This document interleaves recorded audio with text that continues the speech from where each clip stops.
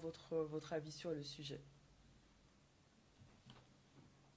12 heures de temps d'écran, comment vous voulez qu'on passe de 12 heures à moins de 4 heures? Ces profs se sont donné une mission, réduire le temps d'écran dans leur classe. Je te raconte. On est avec la classe de seconde 19 à Épinay-sur-Seine en région parisienne. Ici, TikTok et toutes les applis sont utilisées à fond par les élèves. Certains explosent le temps passé devant les écrans. Vous passez combien de temps dessus? 11h30. 11h38. 6h. 8h50.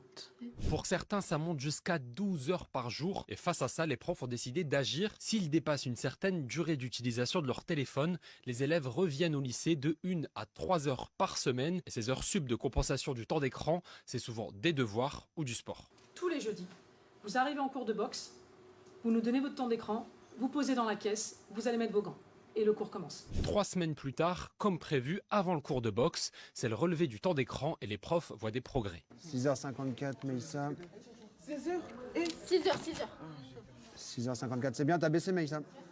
Résultat, quelques semaines plus tard en conseil des classes, la moyenne générale est supérieure d'1 point à celle des autres classes. Et toi, qu'est-ce que t'en penses? Un prof qui suit ton temps d'écran, est-ce que pour toi, c'est une bonne idée?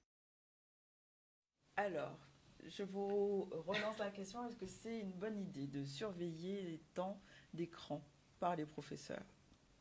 Pas par les professeurs. Pas par Moi, les professeurs. je pense que non. Parce que là encore, on déresponsabilise les parents dans l'école à ce côté éducatif. Oui, voilà, c'est de la responsabilité pleine et entière des parents. Et il faut qu'ils participent d'une manière ou d'une autre à à faire grandir leurs enfants. L'idée, c'est pas de tout supprimer. C'est utile, on en a besoin, ne serait-ce que pour rester à la page. Mais voilà. Mais de manière régulée, de manière consciente. Je trouve que c'est un enseignant impliqué et je trouve que c'est une bonne initiative aussi parce que parfois, effectivement, n'oublions pas quand même qu'il y a beaucoup de différences dans les familles. C'est-à-dire qu'on oublie aussi que parfois un enfant ne dit pas tout et subit à des parents qui sont aussi démissionnaires, je le dis clairement, je vais le dire.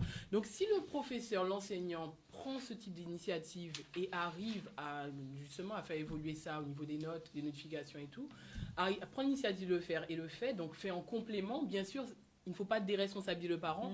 Mais parfois, il y a des parents qui ont abandonné, il faut le dire clairement. Ils ne sont pas présents.